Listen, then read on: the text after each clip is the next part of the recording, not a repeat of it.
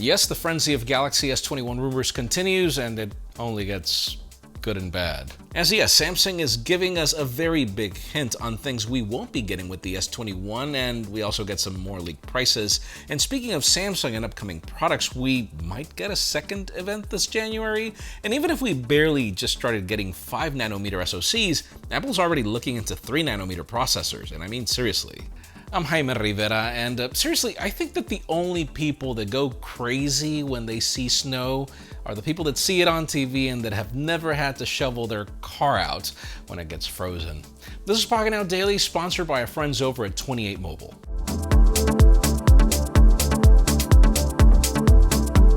The official news today began as always with deals, and it actually has to do with the M1 MacBooks, which I recommend blindly, but you gotta move quick. If you're looking for a MacBook Pro, the 13-inch M1 model is $69 off, leaving the 256GB of storage variant for $1,230 shipped. The Mac Mini is $60 off, leaving it at just $639.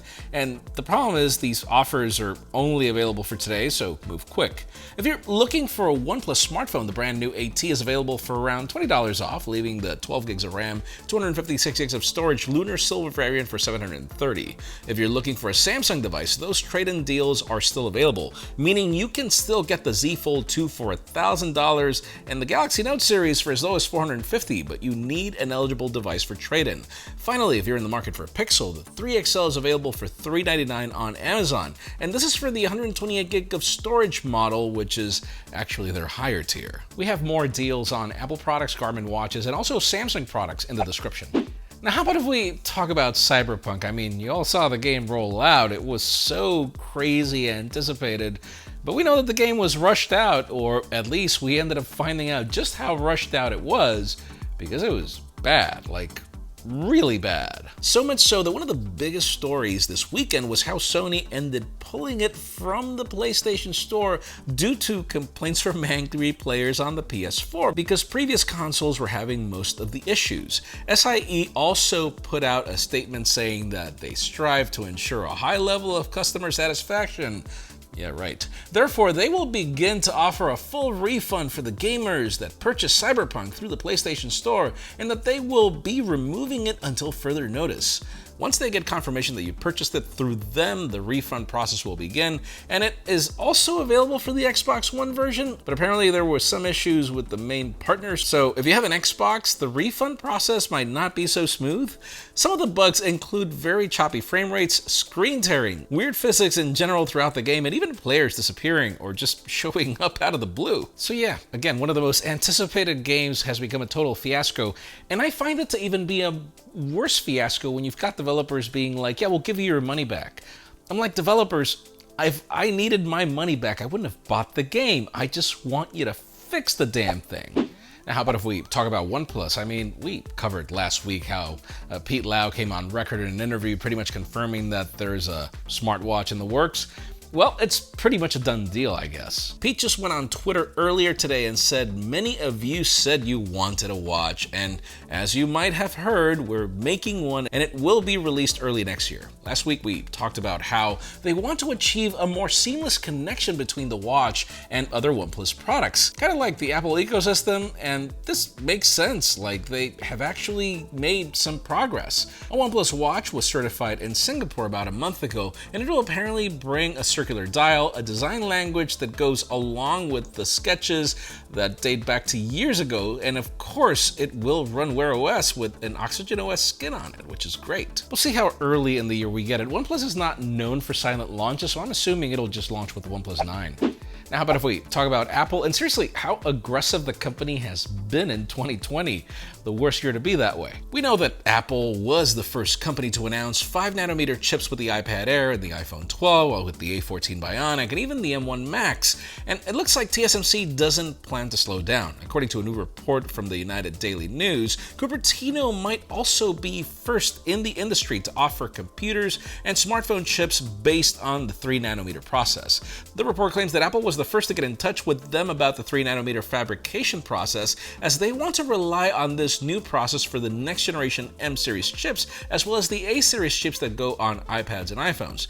Now, where it kind of gets bittersweet is where we hear that it will most likely go into mass production until 2022, but don't worry, next year's products will most likely bring a 4nm process, which is reportedly going to be announced in 2021. So it looks like TSMC is already preparing 4nm chips, and Apple's already working on 3nm. I don't even know if they're going to adopt the 4nm because they just barely started, and their chips currently are fantastic. How about if we talk about Samsung? I mean, we know that we're getting close to a possible Samsung Galaxy unpack where we'll see the Galaxy S21, but if you thought that that was going to be the only event, that's actually not the case. The company just put out press invitations and a teaser of their first look of 2021 event, which will be live streamed on January 6th on their website. The teaser shows the silhouette of different products, mainly of displays, which serves as a pretty good hint on what we're getting. Samsung hasn't really revealed anything, but rumors do hint to them introducing a new micro LED, mini LED, 4K and 8K QLED TVs at this event. Another thing that we might be getting is a new Galaxy Chromebook to follow up with the one we got last year at CES. This Chromebook was actually leaked over the weekend by Evan Blass, showing some of the official looking renders of the device. It looks very similar to the previous model, but it brings rearranged ports and different color patterns. The biggest change will most likely be the internals, according to Evan, with a new Intel chip as well as a built-in fan. Obviously, we'll see what else we're getting on January. We are expecting the S21, but yeah, it's interesting. Wow, 2 launches in January. That's insane if the rumors are true, obviously. Today's episode of the Pocketnow Daily is sponsored by our friends over at 28 Mobile. Back in the day when we started, it was really hard for us to get phones, and 28 Mobile was actually one of our first partners. There's a huge market out there of exotic products that aren't easy to find, like dual SIM variants, regional color options, you name it. 28 Mobile doesn't just specialize in this, but also in your conventional smartphone, tablets, smartwatches, headphones, gaming consoles, and our favorite, which is a huge selection of Asian exclusive devices. Yes, they offer international shipping and competitive prices. Follow the first link in the description below to learn more about 28 Mobile, and thank you for sponsoring this video. And finally, the hottest news that I have to do with Samsung and the S21, as you expected, and also what you should look out for and not look out for at the company's possible next Unpacked. Yesterday, we covered some leaked price tags along with official renders of the Ultra from Evan Blass. Today, we have a little bit more of that as well as some other information. Let's begin with the hilarious note, as if you remember last month, we covered how some certifications pointed to the S21 series not bringing a charger or headphones in the box. Well, over the weekend, Samsung deleted their post mocking Apple over removing the iPhone 12's charger and how they didn't bring 120Hz refresh rate on iPhones as well. So last time we talked about them, the posts were actually still there, but they're not there anymore, so it looks like it's a done deal. Now, moving from that, let's talk about price tags. Once again, yesterday we talked about US price tags, but now we get some from the European market from WinFuture, which also add to the ones we got yesterday. According to these leaks, the S21 will start at 849 euros, the S21 Plus at 1049, and then the S21 Ultra starting at 1349 euros. Which is actually not cheaper. All of these with 120 gigs of storage.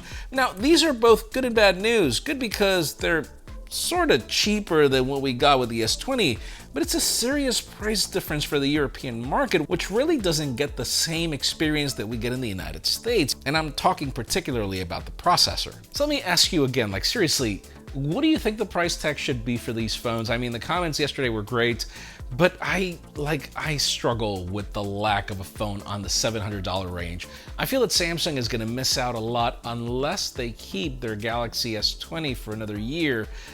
That didn't really play that well this year, but that's just me. Leave us a comment down below. We'd love to know your opinion. Friends, again, if you want to get the news earlier, follow us on Pocketnow.com and subscribe to our channel for more videos like this one. Also follow us on social medias. Our extended coverage happens on Instagram. And follow me on my personal handles to see me have to shovel my car out repeatedly. Please give this video a thumbs up if you like what you saw. I'm Jaime Rivera. Thanks so much for watching. We'll see you tomorrow.